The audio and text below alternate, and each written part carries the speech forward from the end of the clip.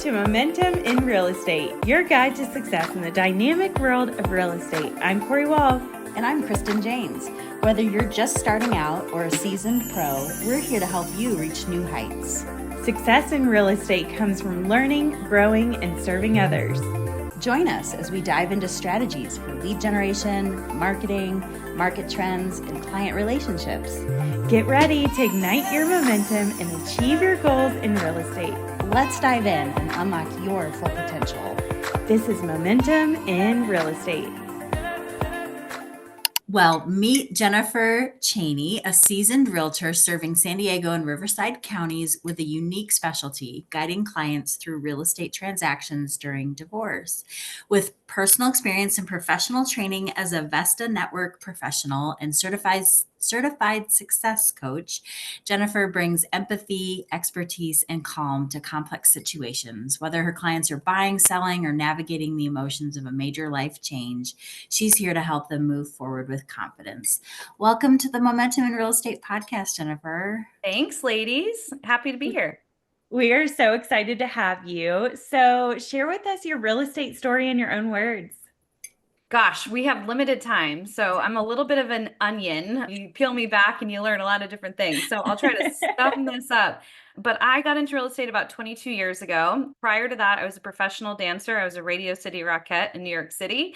And at the time, I had married a commercial real estate agent. So I'm, fresh out of dancing and high kicking across the stage and was like, what the heck am I going to do? Because I did not go to college and dancing was all I knew. So he said, well, I'm in commercial real estate. Why don't you get into residential real estate? We can maybe, refer back and forth. I never got one deal from him. So that, that never happened from commercial to residential, but got into the business in 2003, started with a team like most people do. I was a buyer's agent. And then quickly kind of created all these niches back in the day of working with new construction and realizing that one-off builders, spec builders didn't really have representation. They weren't, the big guys. So I came in with like one-off builders, built a pretty good business. I started in Bakersfield. I was selling 100 homes a year. And then moved into San Diego. But in between there, a lot had happened. I got out of the business for a little bit from burnout, started a retail store, a manufacturing company, all these different things. So when I got back into the business, I realized I kind of saw it from a different lens. I saw it from a true business perspective and thought, wow, here I was just like in the relation business before, but I realized that I had a lot to learn on that business end. And now I'm kind of scaling in a different way. I was burnt out yet again for the second time after COVID. And at the same time, I was going through a divorce. And so that kind of led me into this path of redoing my business and really from a place of purpose and how I was going to intentionally rebuild without the burnout. And for me, it was merging that life experience of divorce and serving that community. So here we are.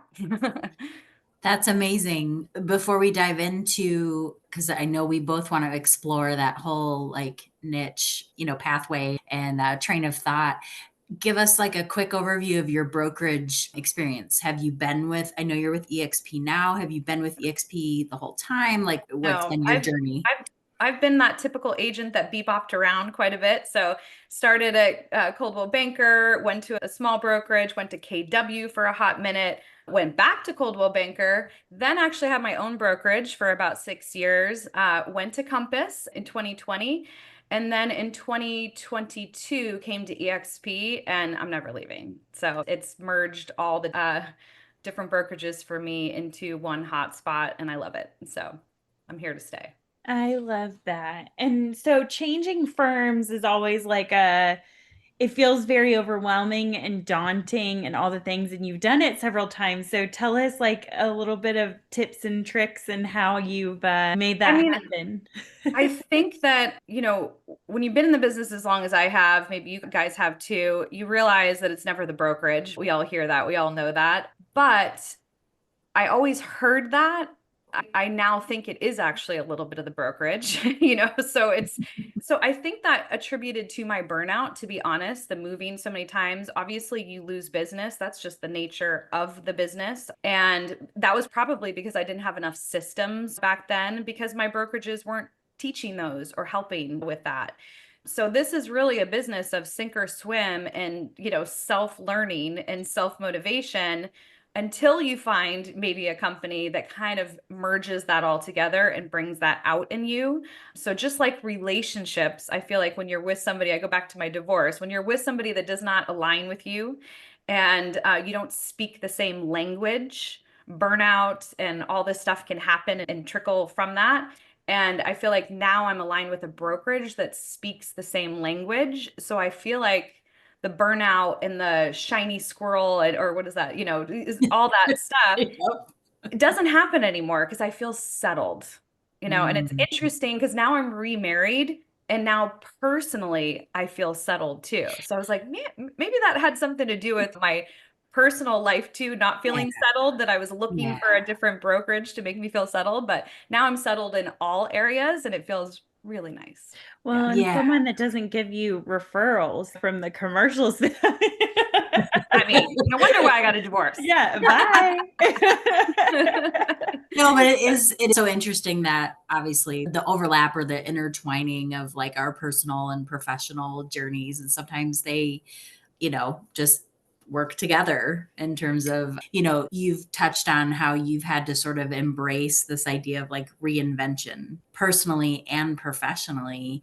Obviously, those life transitions were deeply like painful and tough. How did you kind of leverage them to spark new growth, not just personally, but also in your real estate career?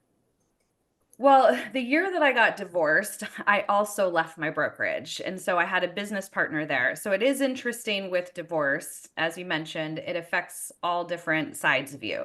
So I got 2 divorces that year, one from my personal life and one from my professional life. And honestly, the professional life hit me on even harder than my personal. I was married for 16 years. So it was a very long-term marriage. But when that hits you, you do shut down in all different areas. So I completely shut down. Even though I was so ready for the divorce, you don't know what you don't know. You don't know that you're going to lose friends. You don't know that, that there's going to be this divide in your world. You don't know that family is going to be upset or not upset. You actually have no idea what's on the other side until you walk the path. And so I was not, even though I was ready to leave, I was not expecting what happened in my professional life. And so that is when my second burnout occurred. I ended up getting out. I wouldn't even say get out of the business. I just didn't do transactions. I financially was okay to give me some breathing room to go, all right, what do I want to do? And I really wanted to get out of the business. That was my number one goal. I started learning about investing so that I could rebuild my life through investments. And as realtors, a lot of us don't own investments. And so I was like, what am I doing? I've been in the business for 20 years and I don't have one rental property. So I started rebuilding that way. I created a digital course for realtors around investing in Airbnbs. Had a little bit of success with that in coaching, but I really did not want to get back in the business until my mediator approached me, who actually helped me through the divorce and said, hey, are you still in real estate? I have an opening for a realtor and I think you would be perfect for it. It's basically a national organization where they provide leads, in this hub. And she said, I need a new realtor to give all these leads to in San Diego. And I was like, oh, I don't want to do transactions anymore. I was like, I don't want to do it. And then that first one that she gave me was a woman that reminded me so much of me. She was scared. Can I say the word SHIT on here? She was so scared. That list. And I just felt so much compassion towards her. I was like, I've walked your path. And I literally handheld her. She was so emotional throughout the process. She could not make a decision for herself. I broke it all down and I was like, this is what I'm going to do. This is how I'm going to rebuild. Because at that point, one thing that's very interesting about real estate, you start telling people you're doing something else on social media or you don't show proof of success, they forget about you very, very quickly.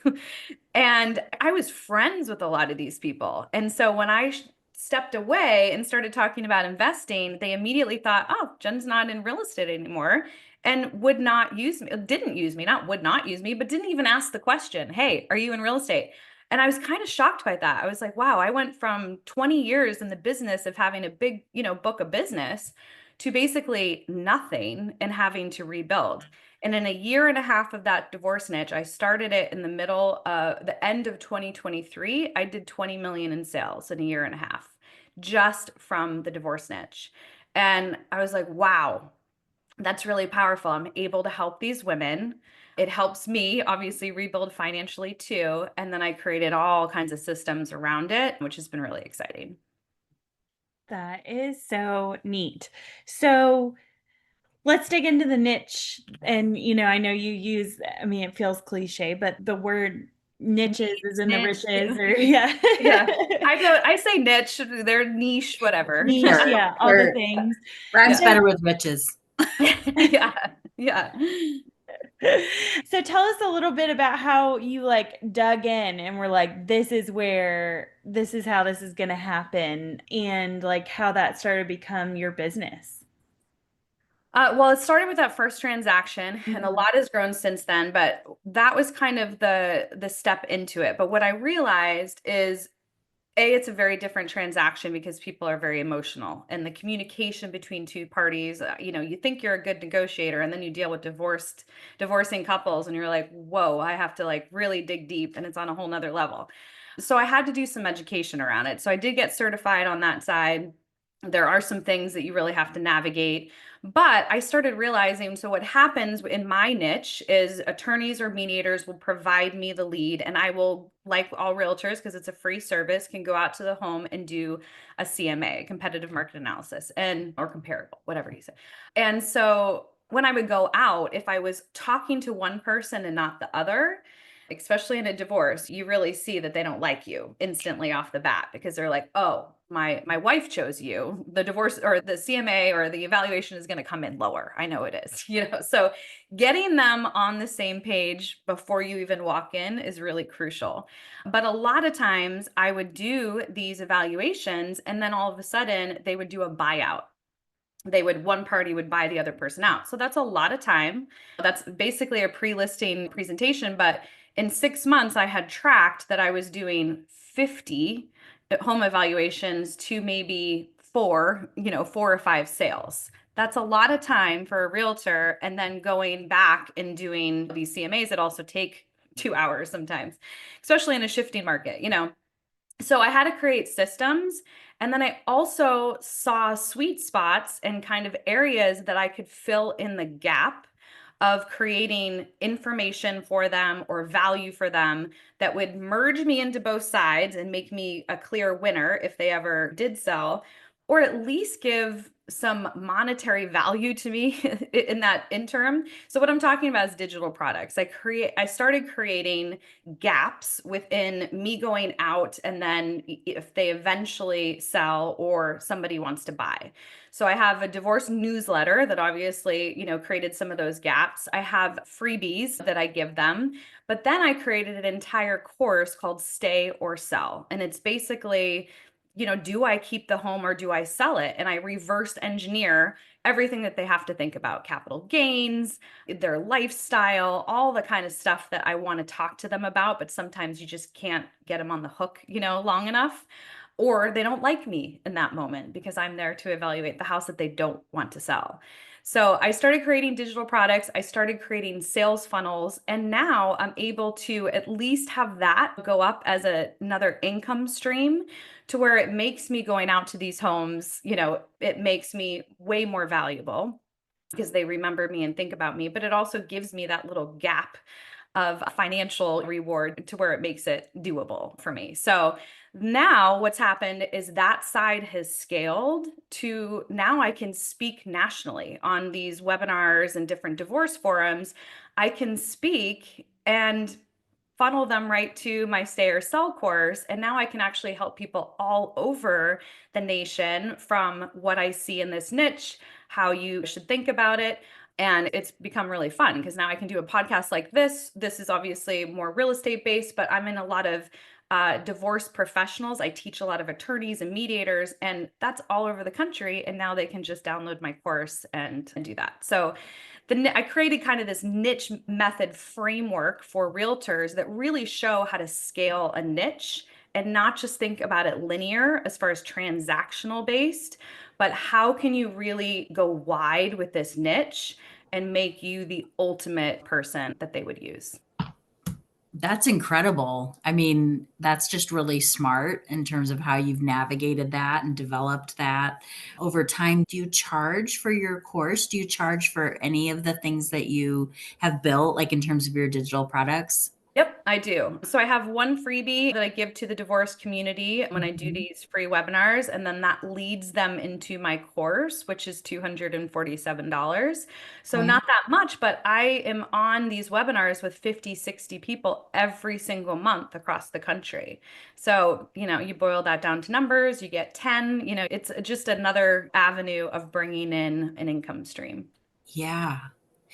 Well, and so I'd love to just in our last few minutes talk about kind of this idea of like success coming from community and collaboration and not from competition. So often we, especially as solo agents, sort of are positioned in the market as like, oh, we're competing, we're competing realtors, and there's a lot of us. And so, like you said, we're kind of easily forgotten if you're not highly visible or have really like ingrained yourself in your sphere of influence or your network.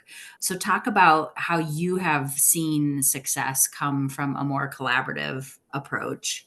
So in this, I think there's two sides right now that's happening in our world in real estate that people have to really pay attention to. One is that digital product side and sales funnel. Like it's no longer about just calling somebody for to buy or sell. You have to give them value and you have to have a back end system to retain them and put them into your email, database. That is, and they want to know about you now. And that's what we forget. We're so used to people cold calling us, hi, I saw you on, whatever magazine. That's way back in the day. Or, I was on a billboard. Like that's way back in the day. We don't do that anymore. So now they want to know about you right then. And if you don't have a lead magnet or something to get them into your world right then, you've lost them immediately. So that's the one thing that I think realtors really have to start focusing on in their business. The second thing, and I learned this the hard way, is I think now with COVID, we all work from home. And I think we got really into that. And me too. I was like, oh, this is amazing. Like I never have to, but the connection started to break and started to lose because even if I was going to the office, I would meet a client at the coffee shop next door. Now I meet a client on Zoom, like it's just very different. So I started to realize that the crack that I was seeing is you still have to build that in-person connection. So what I did for this niche specifically, and I really teach this with other realtors, is you have to bridge the gap in all different connection points. So one of them is in person, one of them is digital. So really, those two. But the in person, if you have a niche where like one of my friends, I have a walking group. So let me just say that. I have a walking group every month and it started as post-divorce women. So if you were post-divorce women, I would pop you into my group. If we did a transaction together, I'd pop you into my group. They would tell other women going through the divorce. And guess what happened? We ended up all talking about divorce for the entire hour of walking. And they were like, I'm selling my house too. So I got a lot of leads, that way. But that group opened up. I now have 52 people in it. And it opened up to people in transition because what happened is other women wanted to invite their other friends and be like, well, this girl, they're downsizing because their kids now are leaving the house. Can I have her in this group? So now every month I have 52 women. They don't all show up, but I have 52 women in my walking group and we walk 3 to 5 miles once a month. But that builds that in-person connection.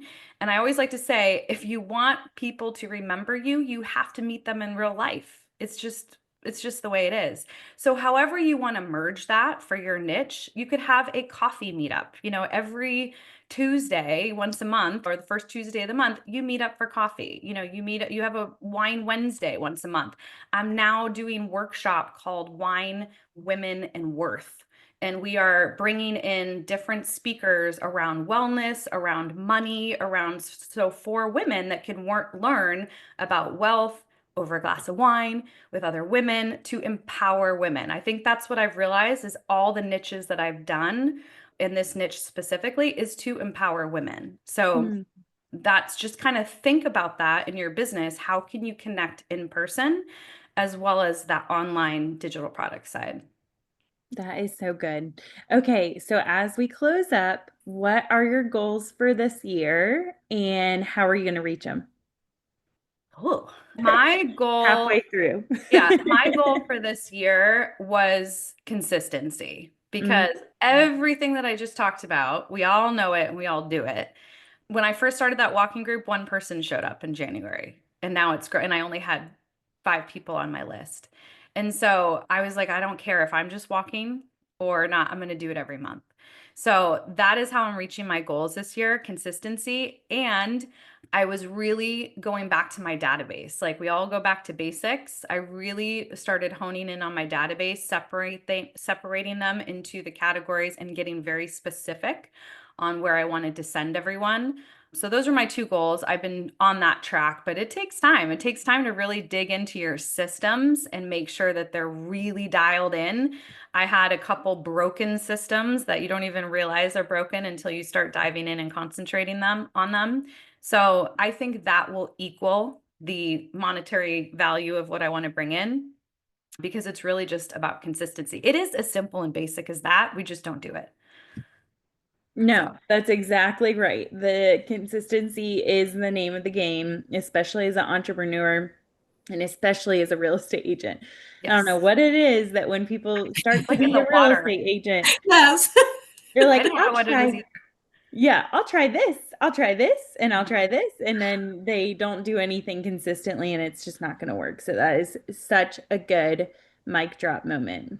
And let me tell you, I bought all the courses. I probably spent 30 grand in all the courses and, didn't do any of them. And then I was like, this year, no more buying of courses, and implementation was consistency, and implementation were my 2 words. So Hmm, good. I that's so love it. good. Well, Jennifer, you've been amazing. And I feel like our listeners and viewers may want to get in touch with you and dive deeper. So we'll make sure to promote how to get in touch with you, how to find you when we cross promote after the episode. So thank you Thank so much for the time and for making it Thanks, work. lady. I know the scheduling was kind of, bonkers, but you were very flexible. We Yes. appreciate you. And hopefully we'll get to see you at a conference. I know. Yeah, this was super fun. Thank you, ladies, so much. Good. Thank you. Have a good day. Yeah, you too.